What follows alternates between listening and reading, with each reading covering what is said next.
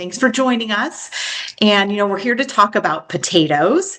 And when you think about potatoes, growing them at home, homes and home gardens have many different shapes and sizes, right? So you could have a large, sprawling garden and yard. You can also have a beautiful sunny patio or porch that you have a couple pots growing on, and you could have something all the way in between.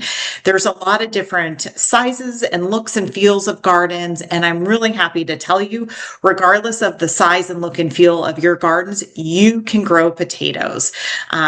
There is just one caveat about the sun. You need enough sun, but we'll get into all that. Before I start chatting about potatoes, I do really want to give a kind of a shout out to how this talk came to be. And that's giving a shout out to one of our community gardens that our program works with. So the Adaptive Learning Center in Concord is a community garden I used to work with for many years. During the pandemic, they were really eager to continue growing their love. They love growing edibles. How do we keep doing this during the pandemic, both at home, on our patios, and in our community garden? And the idea of growing potatoes came about. So I got them all materials to do that on their porch and in their garden. And we kind of did shifts so they could have, the social distancing that was required at the time. And before that all started, I put together a mini version of this talk, and I thought, well, that was fun. Maybe more people might want to know about this. So I put together this long talk, which has been on our YouTube channel for quite a few years, and I'm super excited to now be sharing it with all of you tonight. So thank you again for joining. I want to tell you all the things tonight about how to grow a healthy, high-yield crop. So here's what we're going to chat about tonight. We're going to start with some of the foundational things. What is a potato? What really is that potato? And how is it grown?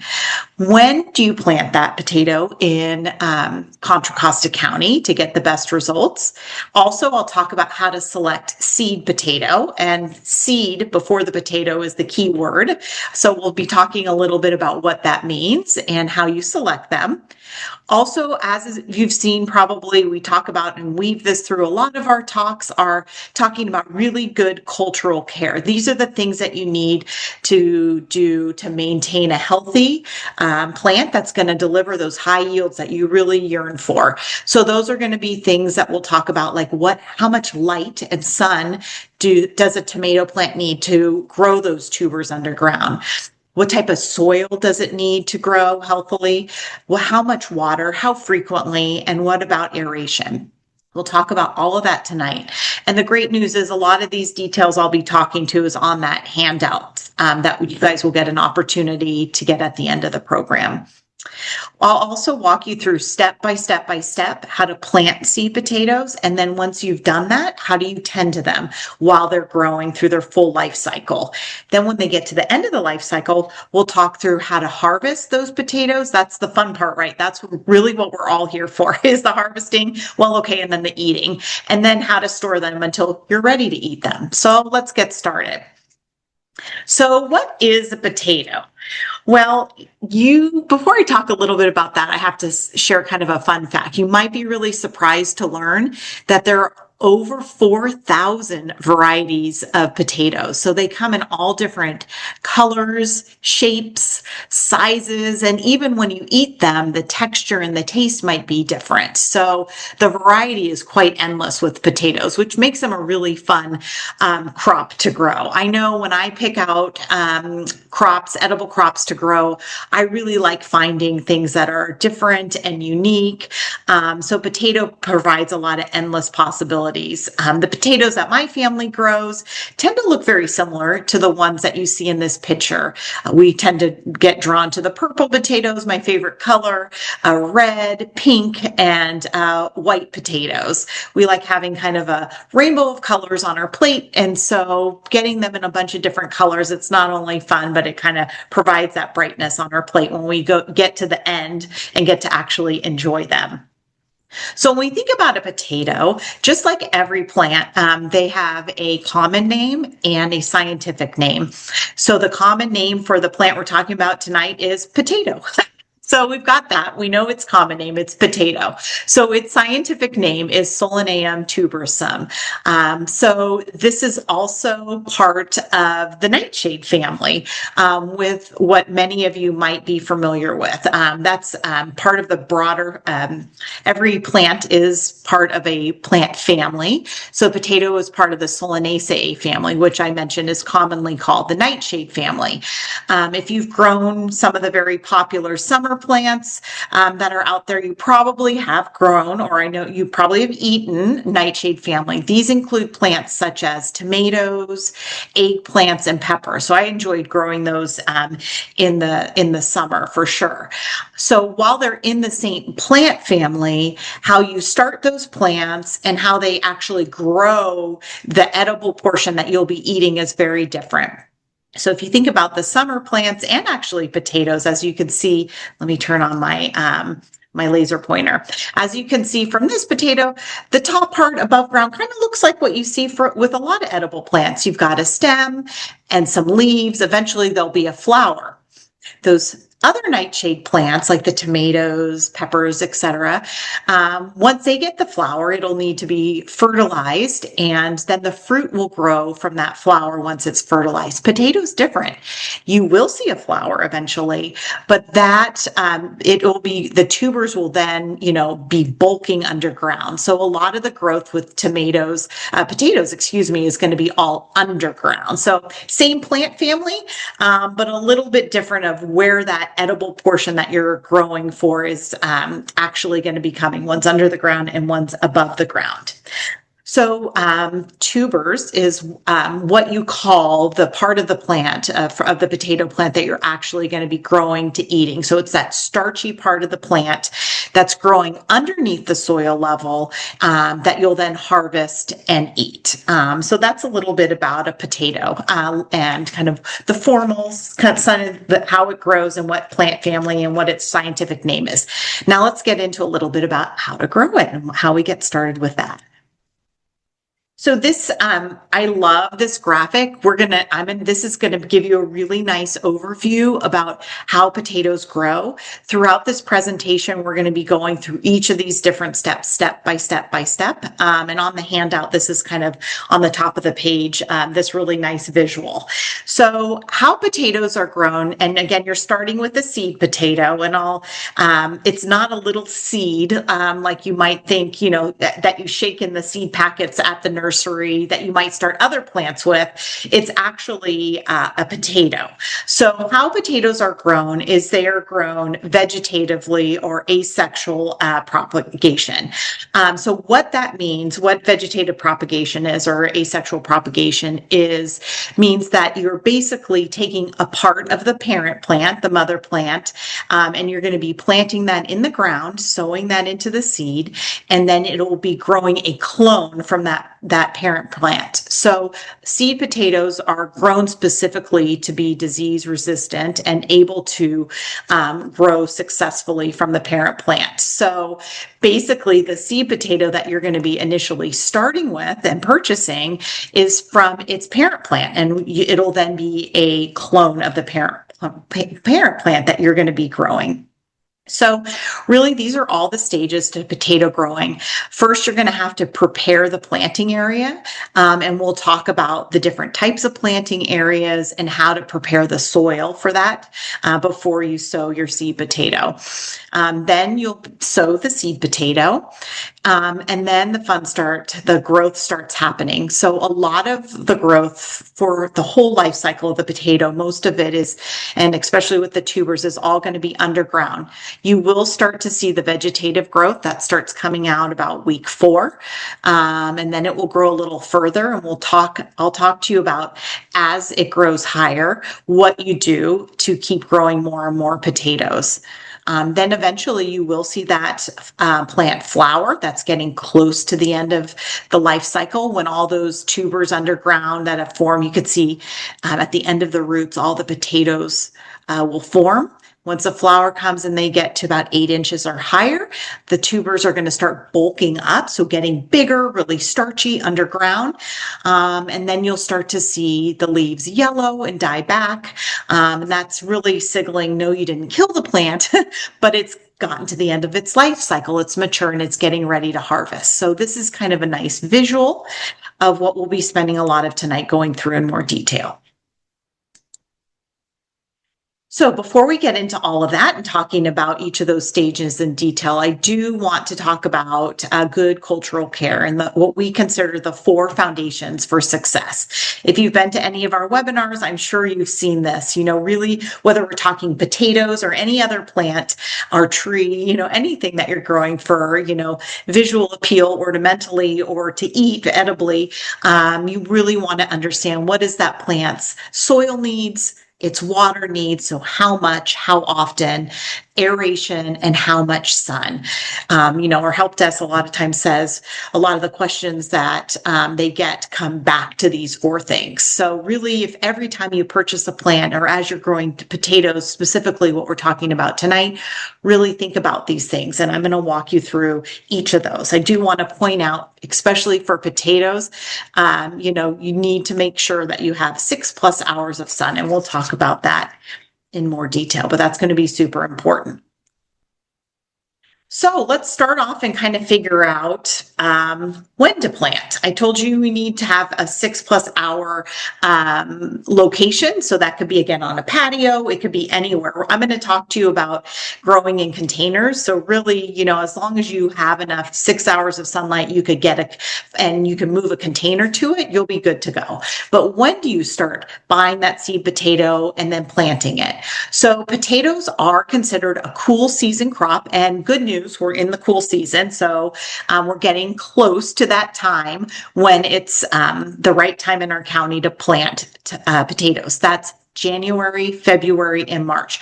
Those are the ideal time when you're going to see the best success.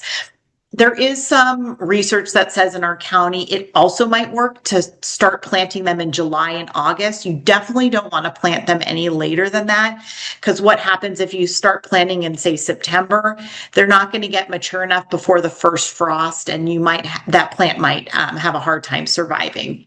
So really, starting January, February, and March, one of the things you want to take a look at is the soil. So we're talking about directly sowing a seed potato, but this is also true if you've ever directly sowed, the regular kind of seeds. Making sure you're directly sowing when the soil temperature right is one of the really critical things for success.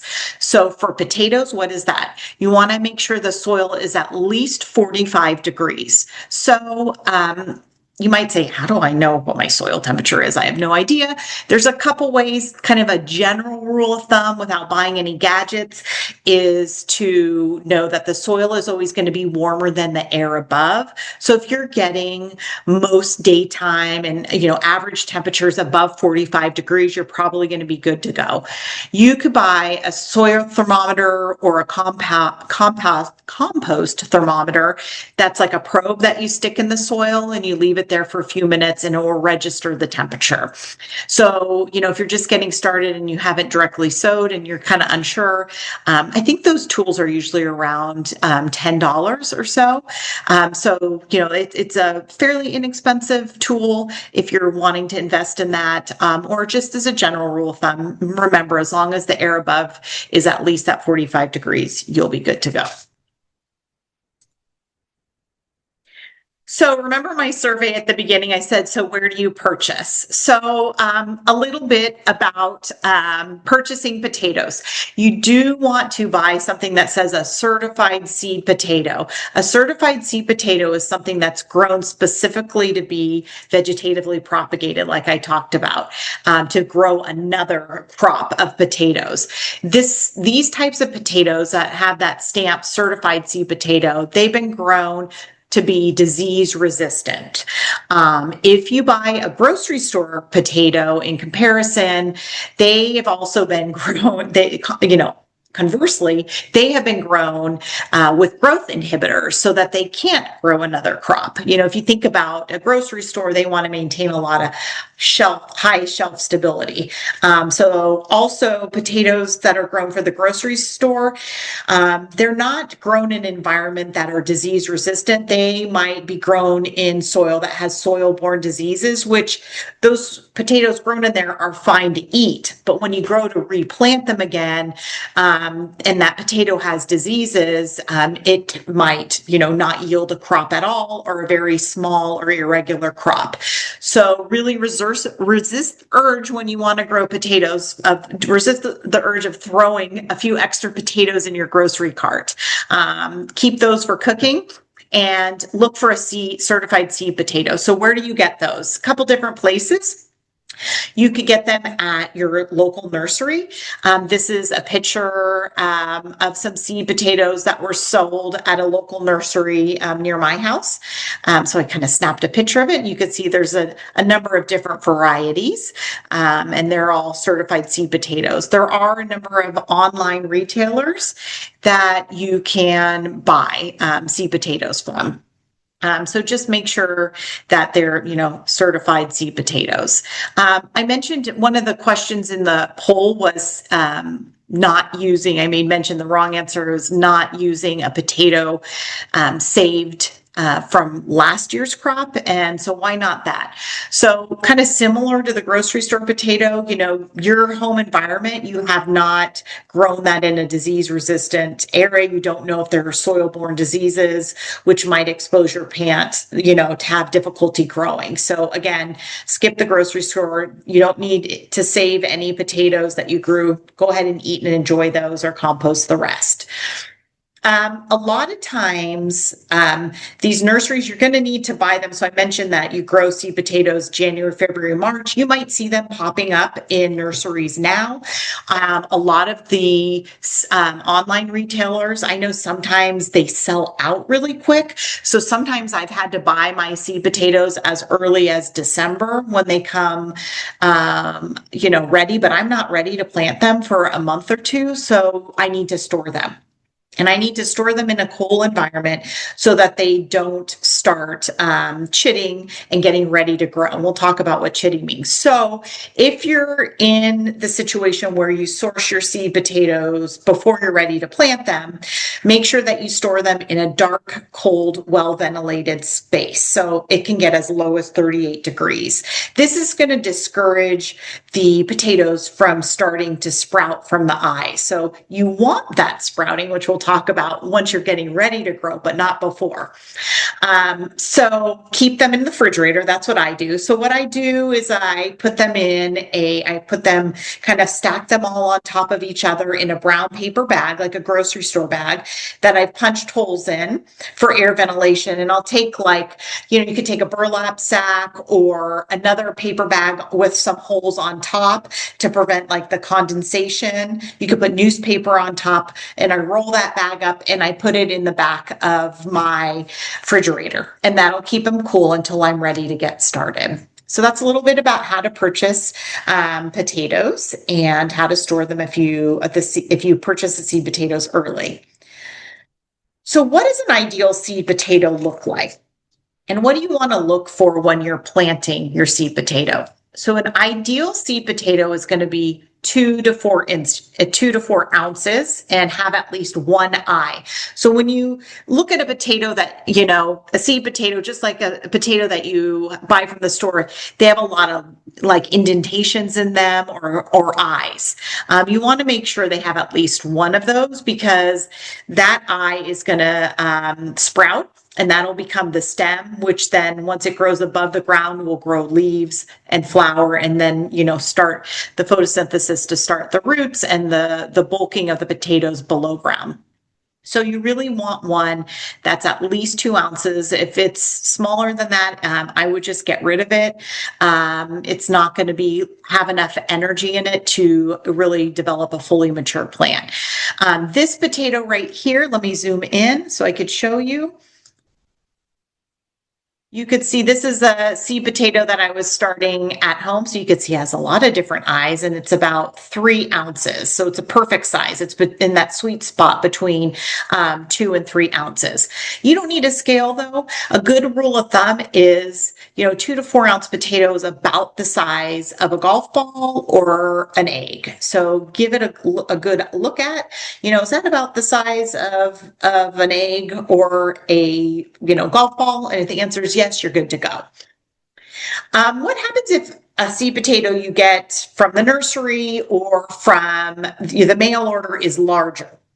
So you do have an option. You could either get rid of it or you could cut it in half. So you're going to want to chit it first, which I'll talk about, and then cut it in half. So you're going to want to actually allow it to sprout, which I'll talk about. So if you decide that you want to cut it in half, really make sure that you sanitize and have a very sharp knife so you can have a nice clean cut. Then what will happen is, like when you cut a regular potato at home, it kind of releases like a kind of a wet, milky substance. Let me zoom in a little so you could see that in this seed potato that I cut. See how it's shiny? That's kind of that wet, wetness that's kind of released when you cut a potato. You don't want to plant the seed potato right away. You're going to need to let that sit on the counter with the eyes facing up for several days to let it develop a callus. Because if you plant it before there's a callus, there's a good chance that the potato is going to rot. In general, I don't recommend trying to grow seed potatoes that have been cut in half. There are a lot of problems with decay and other things that can happen. But if you're interested in trying, I've done it. It's fun to try. Is to really make sure that you get that callus on the bottom, which usually takes a couple days to up to a week before you plant. All right, so you have your full sun area. You've found some seed potatoes at a nursery. You've looked them all over. Oh, the other thing about an ideal seed potato with the look over, you've made sure they're the right size, have enough eyes. You also want to make sure there aren't any that look like they're moldy or have already had a cut in them, because that cut's just going to decay. If you do have any that through transportation and getting to you look like that, just toss those in the green waste. So you have all of that. There's one more step that you'll need to do before you actually sow that lovely seed potato into the ground and start it growing. You're going to need to chit the potato. So chitting the potato is essentially allowing it to sprout. So those eyes and indentation that are in the potato, they will naturally sprout. So how do you do that? Let's talk about two different ways. How do you chit a potato in general? Like if you're just getting it straight from the nursery or straight in the mail from your online retailer, it's going to take about 2 weeks. So you're going to need to have it in an environment that's 60 to 70 degrees. So it becomes warm enough to start encouraging that growth and that sprouting. So for me, that's my home. I put it next to a window, so there's diffused light. It's warm. My house is always between 60 to 70 degrees. And I take an egg carton, just like I've shown here, and I will line them up in the different spots where eggs were in the egg carton. I personally like using recycled egg cartons so that they won't roll, because you definitely don't want them to roll and snap the sprouts, because you'll have to kind of toss them if that happens. So it takes about 2 weeks for the plant to fully chit. How do you know when it's done? You want to get these sprouts to about 1/8 of an inch. And don't worry, you don't need to get out a ruler unless you want to, of course. Generally speaking, 1/8 of an inch is about the size of a ruler. So here is a picture of a seed potato that I chitted. And here's a nice brand new eraser, and you can see it's about the size of the eraser. So, save yourself getting out that ruler and having to really squint down to 1/8 of an inch. This is kind of a good eyeball. And you can also see it's starting to grow little roots off the sprouts. So that's kind of cool too. So that's what you'll do for the 2 weeks. If you have received your potatoes early and you're properly storing them, like I mentioned before, like in a refrigerator, essentially what you're doing by keeping them in that cool environment is keeping them dormant and not starting the chitting process where they're sprouting. So you kind of have to wake them up before you, start planting them and chitting. So what I recommend doing is you need to bring your potatoes to around 50 to 55 degrees for several days. I recommend about 3 days. So what I do is I take them out of the refrigerator. I put them in my 8 cartons with the eyes, what I think look like the best eyes facing up. And then I just keep them in my garage away from where I think pests will be. You can even put them in a brown bag, that has holes in it for good air ventilation. Do that for a couple days. That'll bring them to 50 to 55 degrees because this time of the year, that's about what my garage is. Then you'll bring them indoors and you'll chit them in the warmer 60 to 70 degree temperature for 2 weeks till they get 1/8 of an inch. So once you've done that, you're getting ready to plant. Before I talk to you about how to actually sow that seed potato, let's talk about really important things like site selection and soil. These are things that you could do while your potatoes are on the counter chitting. So they're going to be there for a couple weeks. Now it's time to start finding that 6+ hour of sun, getting those containers that you want to do, properly preparing and sanitizing those containers, and then getting the soil ready. So you give yourself that little 2-week window to do that. So potatoes, again, you need a full sun spot. You do need 6+ hours of sun or light. So the good thing I really recommend, I'll talk about growing in-ground in beds. I really do recommend growing potatoes in containers. So the nice thing about that is you could move them around to a place in your, home garden that gets those 6+ hours. So it doesn't have to be a permanent spot. It could just be somewhere where you sit your containers. So you definitely do want to put them not only in a spot that has 6+ hours, but that's in a convenient location. What do you mean? A lot of my plants that are edible, they're going to be on paths that I usually walk in my yard. So it's somewhere that it's easy to get to. I'm not having to go down to the bottom part of my yard where I slip and slide down a hill. I'm going to put it where it's closer to a walkway, easy to get to, and it's also near water. So when it's time to water, I have access to water nearby and makes it easier. One of the things with potatoes, they are very susceptible to frost. So if frost is on the horizon during that, January, February, March timeline, which it likely might be in many parts of our county, you'll want to make sure to get some frost protectors. I also like to put them against my house. That gives it an additional warmth, and it has one side that's protected from the elements, the wind and the rain and the cold. Also putting up against a fence might help. So if you have a 6+ hour sunny spot near a house or a fence, it's a good place. And then have some type of frost protector. So I have a lot of room around where my citrus trees are that are in wine barrels, and those citrus trees all have nice large frost covers over them. So I just extend the frost covers over on days where there's frost in the forecast, or I think it might get close, just to be on the safe side. So you really want to protect them from the frost. I'll talk about mulch, but also doing some type of mulch will also provide an additional layer to help prevent from the frost. So really important to get those site selection things, having the full sun in a good location for your containers or where you'll be growing your potatoes. Soil is super important. Because potatoes do not like to be exposed to prolonged periods of wet and cold, extreme cold like frost. So getting the soil right is one way that you can make sure your potatoes are not going to be exposed to kind of wetness for too long. So what kind of soil is going to be best to achieve this? What's recommended for potato growing is somewhere between the sandy to loamy soil.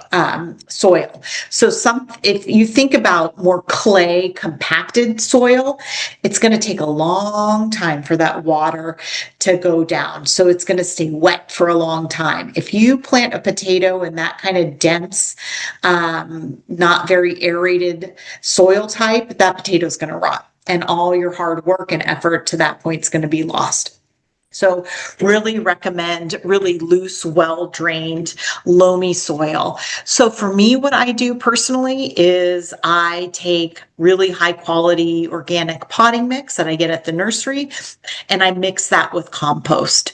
That's going to be really nice and loose and loamy, and the potatoes seem to like it from my experience. You also want to make sure to create a weed-free environment. So look at where you're planting. If it's not that loose, loamy, you might need to add some compost or other amendments to get it to that texture, and then really make sure that area is very cleared of weeds, not only so that your potatoes aren't competing for a water source, but also many of the pests that are attracted that you might see on a potato plant are really found in weeds. So if you keep that area weed free, you're going to keep away a lot of the pests that are attracted to potato plants. So that's super important to do. Also, you want to make sure that your, potting mix or whatever you're planting in it, whether it's in ground or in a pot or container, is high in organic matter. So what that means is, you're going to want to I would add compost. That's why compost or aged manure, that will give you some high organic material. It'll also allow, kind of a slow release of nutrients into the soil. If you don't incorporate things like that, you don't have an organic material, I would suggest adding fertilizer that incorporates both nitrogen and potassium. So when you look at any type of fertilizer, you're going to see three numbers, N, P, and K.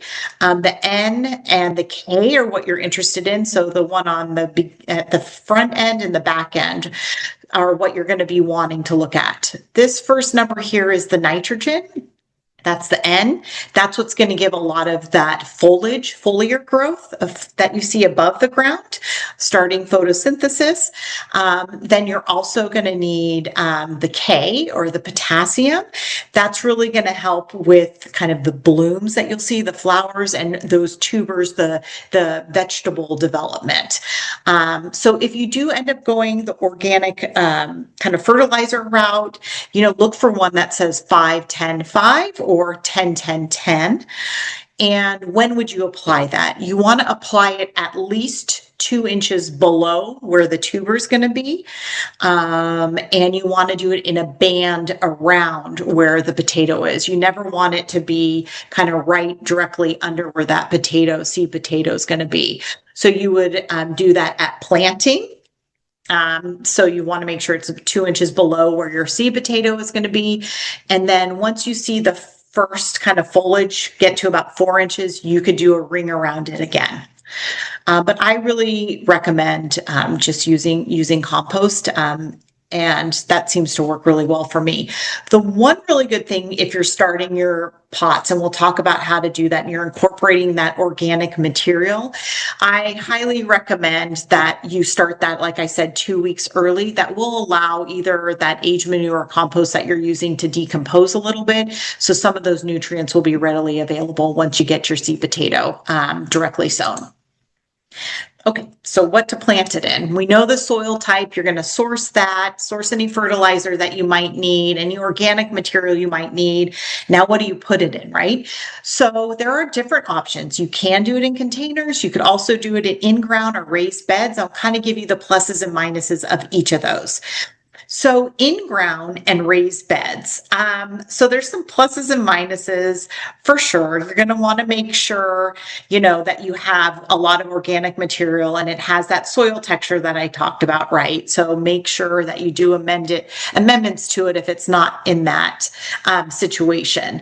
But you really kind of the pluses and minuses are, I would say if you want to grow like a high yield, kind of in ground and raised beds are the way to go, because you probably will get to grow deeper. You have a lot more width and space.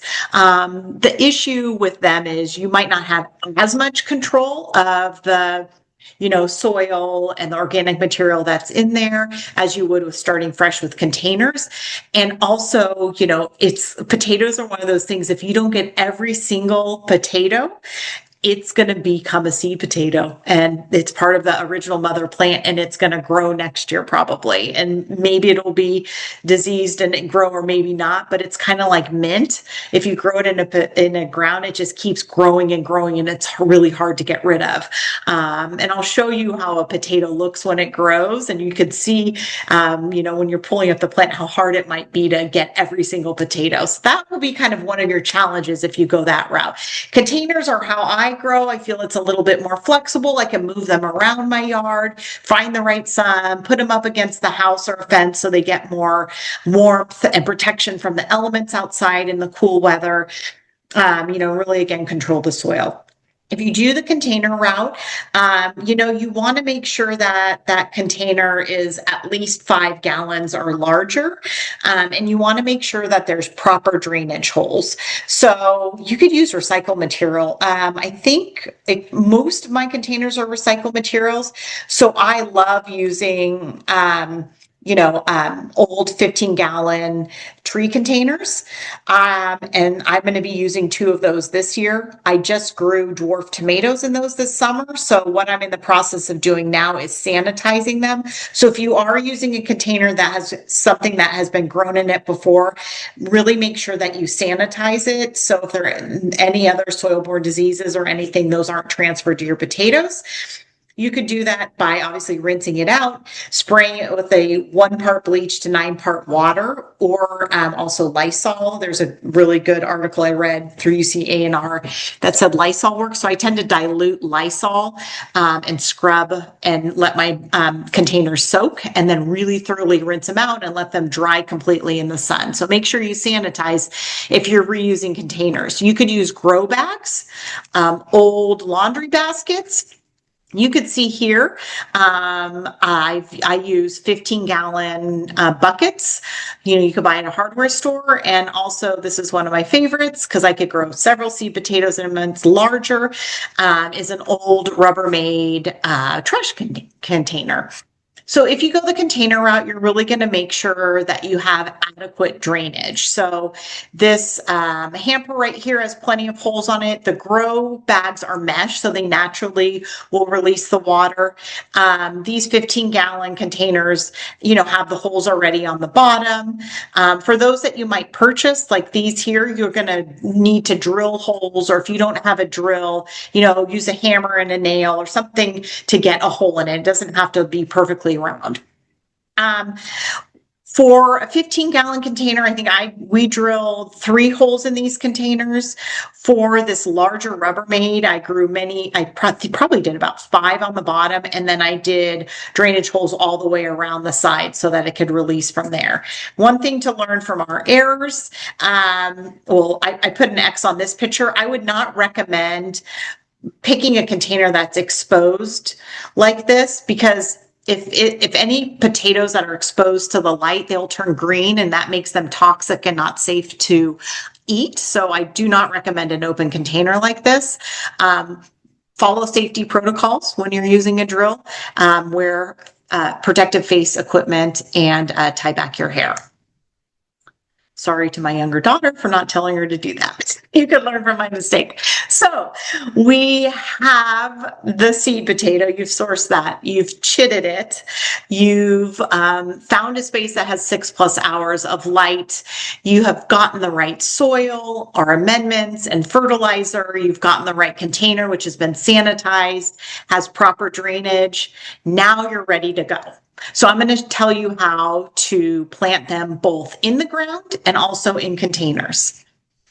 So when you're doing them in the ground and raised beds, you're going to want to dig a 3-inch trench. So you could see this is just kind of a drawing, an illustration of a seed potato. So the seed potato is 3 inches down. And so you could just draw one straight furrow all the way across your bed that's 3 inches deep. Similar to containers, that'll be 3 inches under the top container. That seed potato that started sprouting those eyes after you chitted it, it has a certain amount of energy in it to get that stem all the way above the ground.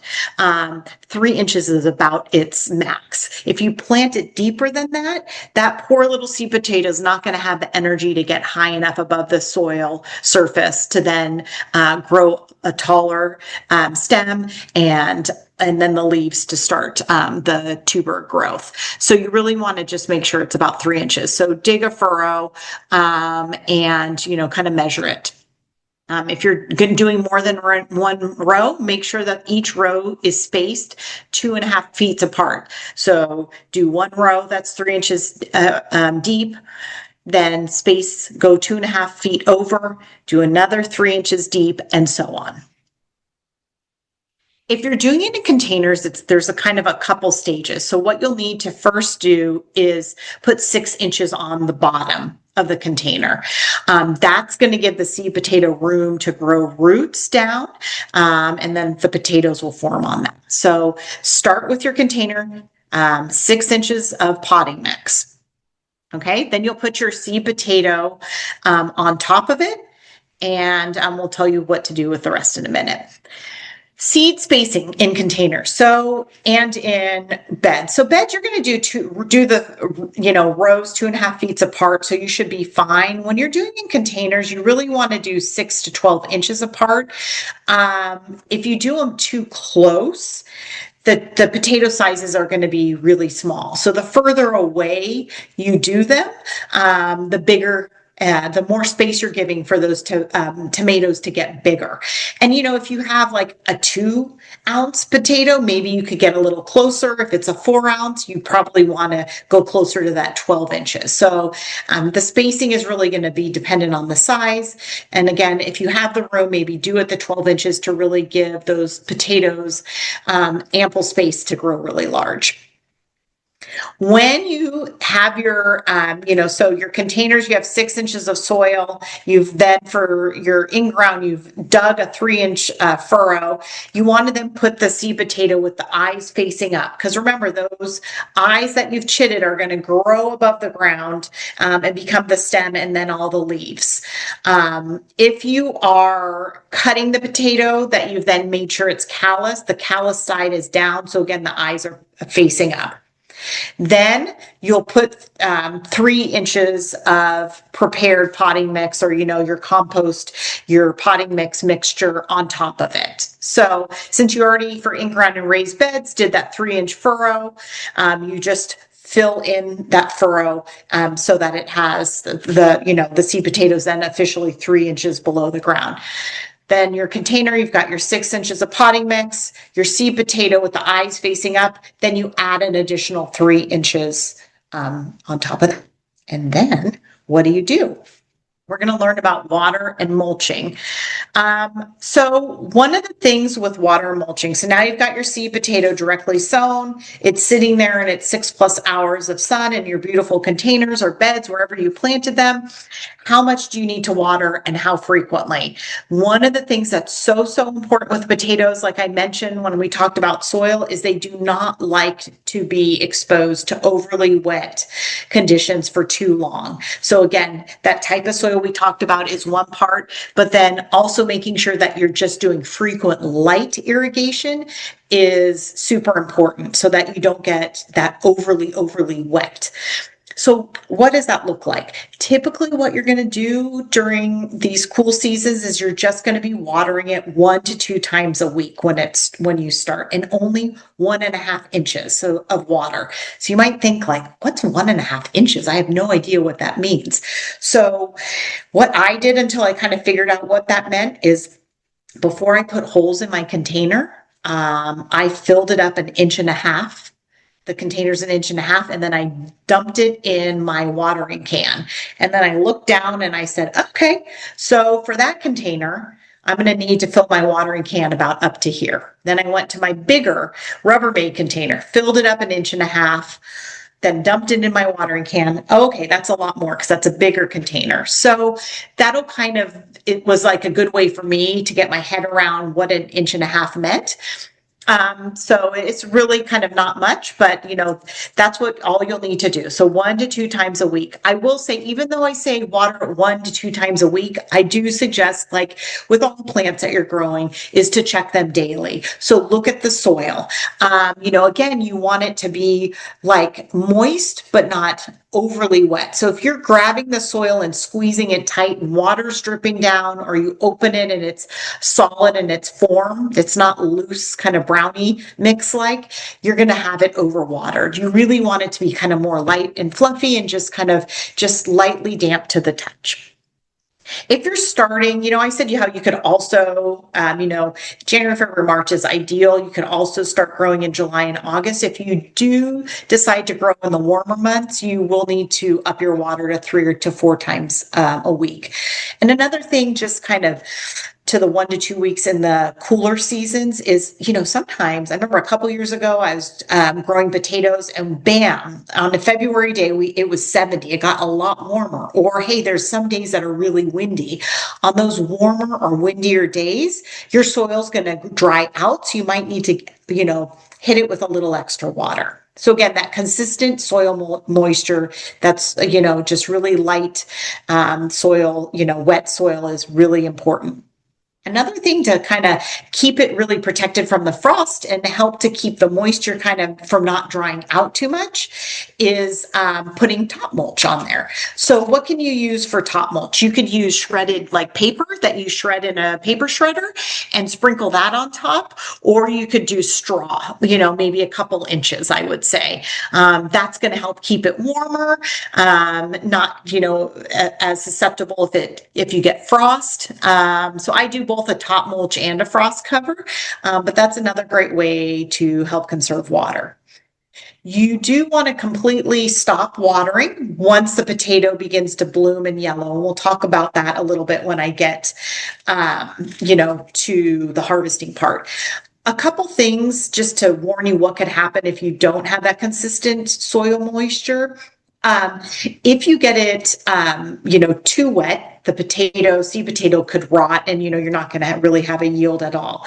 If you go from, too dry conditions, from like wet to dry, you might get like a second formation of tomatoes. Kind of, it's like more immature tubers that are really not going to ever be able to fully form and will take energy away from those other tubers that you want to form. So that's kind of the risk with the wet dry. Also, if you allow it to get too dry, you could have something called hollow heart, where you get like a hollow cavity in the middle. So, to prevent those problems, just kind of light, frequent irrigation. Check it every week. You usually water about 1 to 2 times a week, about 1.5 inches. So how do you tend to potatoes?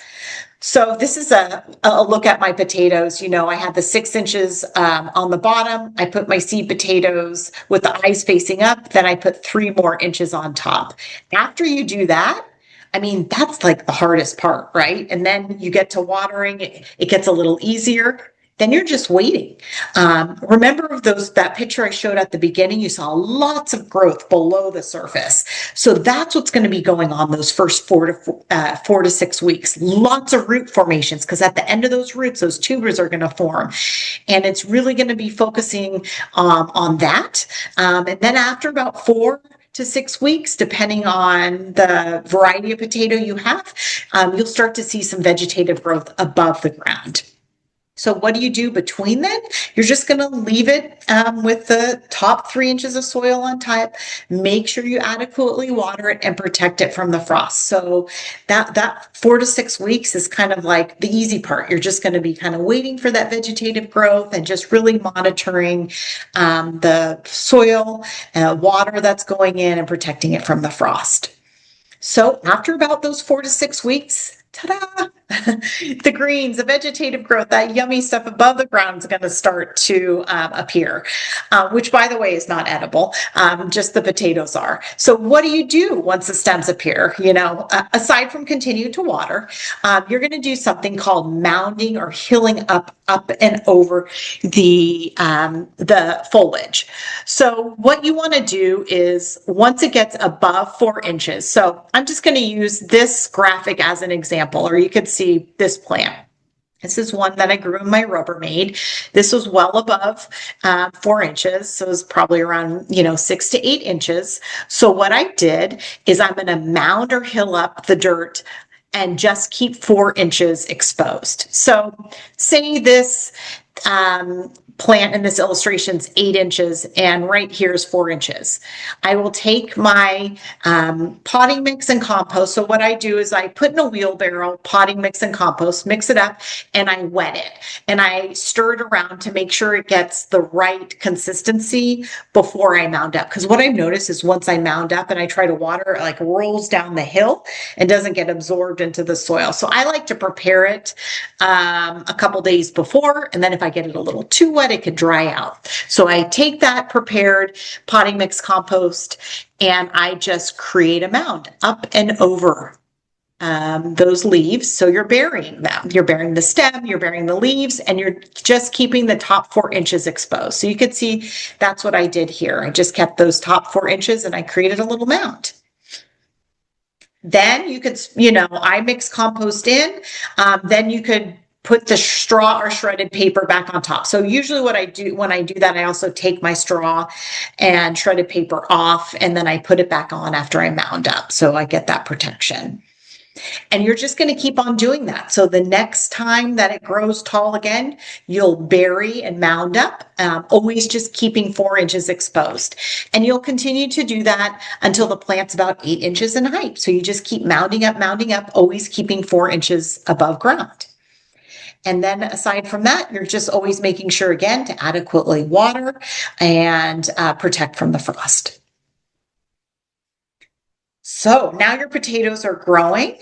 What else do we need to do to care for our potatoes? So once you've gotten to this point, you've done a lot of work. You're getting close. Most potatoes kind of have a life cycle of 70 to 110 days.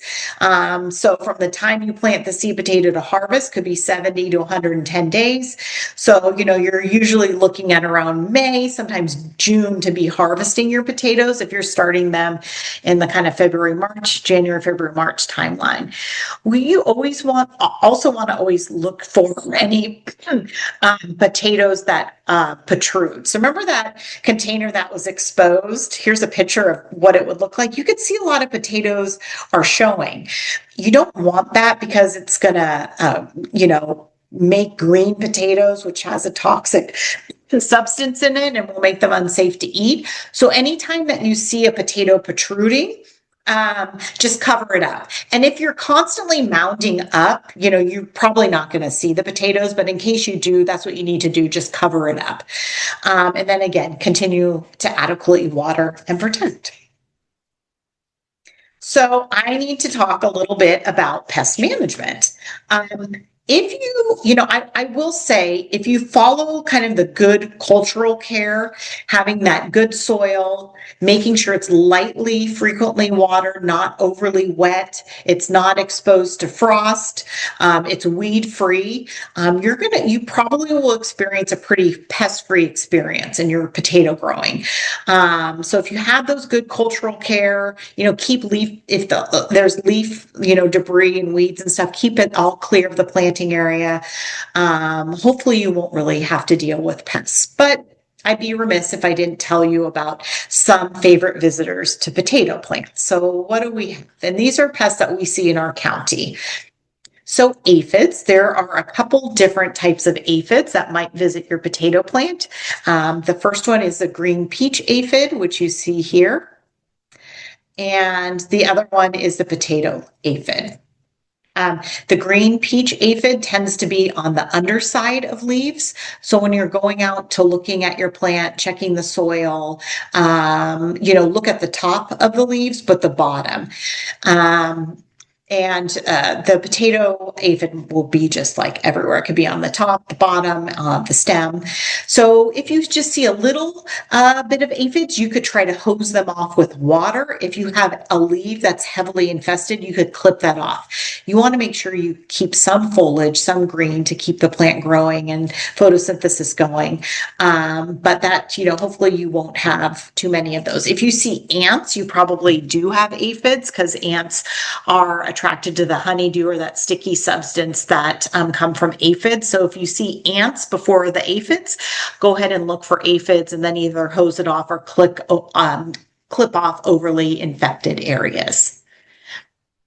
Whitefly is another one that you might see. It might make the leaf a little yellow and curled. So really that's going to be seen, you might look for larvae. If you see any larvae on your plant, just kind of pick that off or clean that off. And hopefully that'll take care of some whiteflies. Other pests that visit, potato psyllid. So this is the same plant, the same pest, excuse me, but in just different forms. This is a nymph form and this is the adult form. Again, if you see them in either, the nymph form looks like, I always think it looks like a turtle shell. So if you see that, just kind of pick them off the leaves. If you see psyllids on, one of the things that you could do if you want to stay on top of it, or ahead of it, I should say, is hang a yellow sticky trap, like above or near where you're growing your potatoes. That might catch some of the psyllid and prevent them from coming. Cutworms are also something that might come visit your potato plant, unfortunately, and they do just what their name says. They will cut your stems and or eat through leaves. So again, they come from larvae from moths. So you could look for that larva, try to clean it off. But if you see like something's being actually cut, you could kind of try to look to see if you have cutworms and try to take those out of your garden. So those are some things that you might see in your garden from a pest management perspective. In the handout, I did include a link to our IPM website, which is a really good resource. You could type in a specific pest, or you can type in, a potato plant, and it will list like common growing problems, and you could get some tips and tricks on how to tackle those issues. But again, if you really have good cultural care and do the things that I talked about, you should experience a pretty pest-free potato growing experience.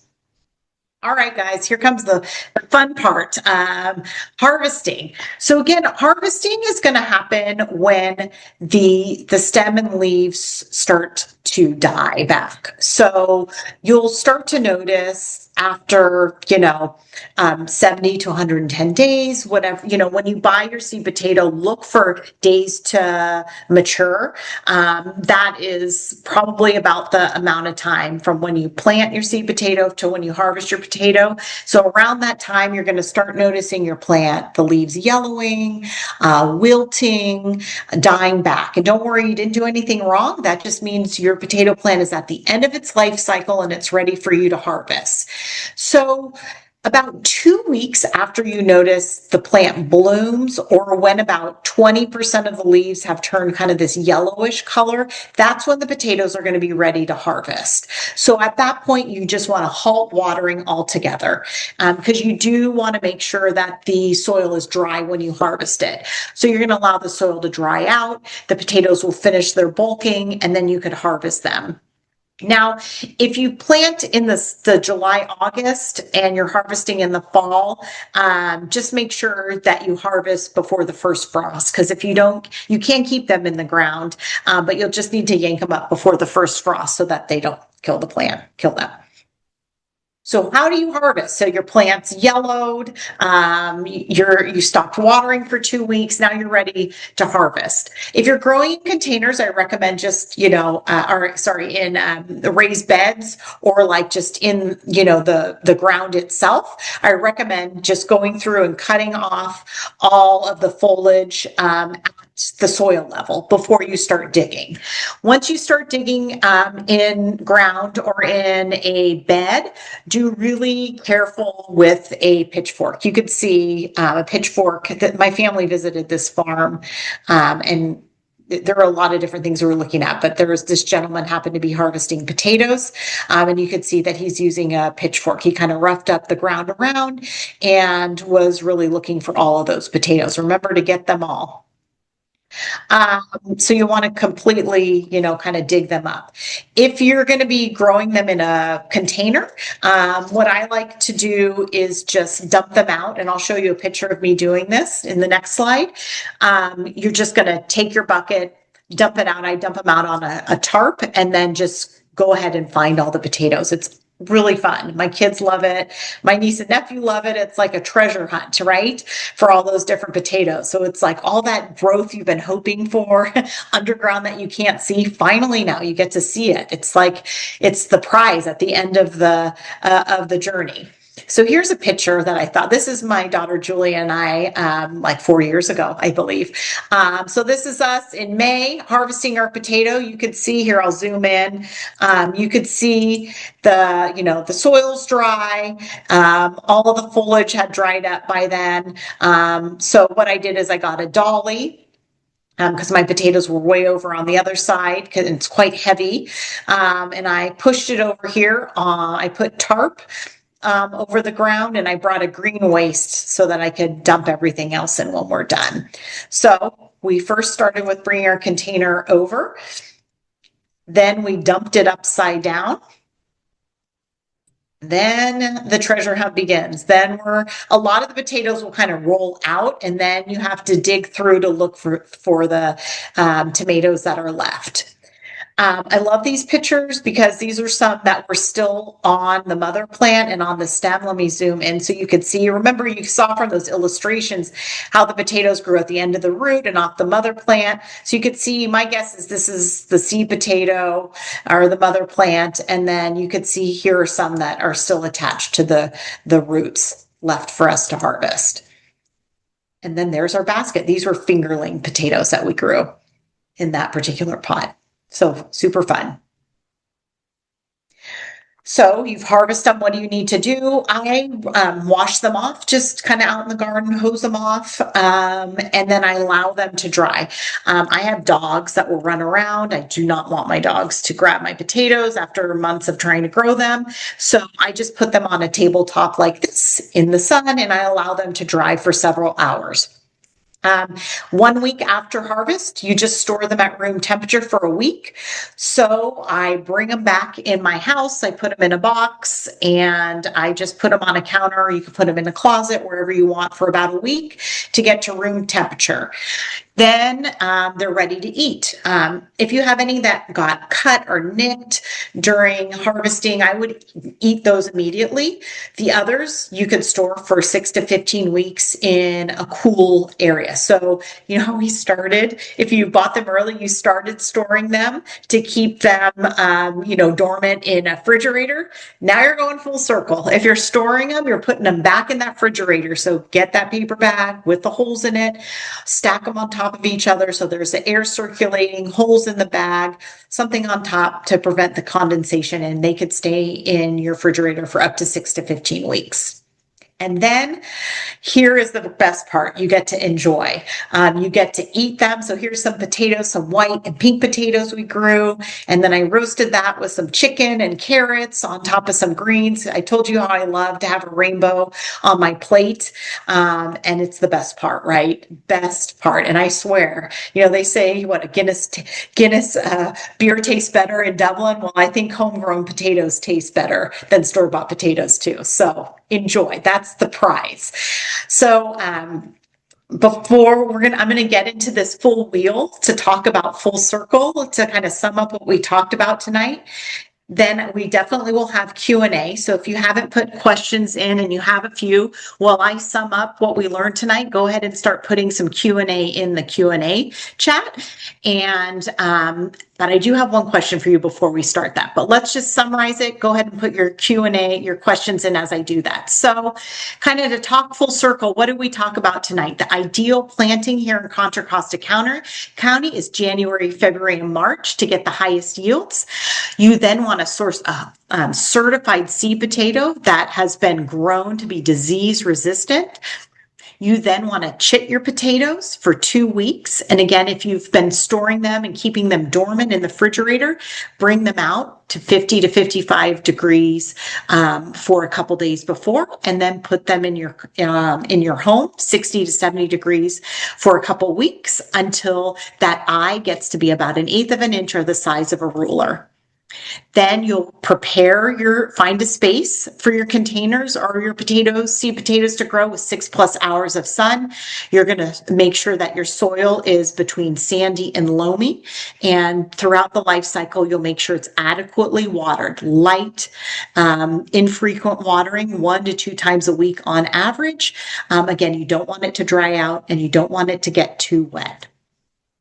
You'll then, if you're starting it in a container, have 6 inches on the bottom, put your seed potato in with the eyes facing up, cover with 3 inches more of soil material. If you're doing in ground or in a raised bed, dig a 3-inch furrow, put that seed potato with the chitted eye facing up, and then cover it with 3-inch, and then put some mulch on top, straw or shredded paper. As your plant gets taller, the vegetative growth gets higher than 4 inches, go ahead and mound up. Keep doing that over and over and over again until your plant is at least 8 inches and start showing that it's ready to be harvested. How do you know when that time is? Your plant's going to have flowered, or 20% of your plant is going to be kind of wilted and yellow and green. Then you're going to do the harvesting part. That's the super best fun part. You're going to wash them off, allow them to dry on a table outside for an hour, and then you'll be ready to eat and enjoy.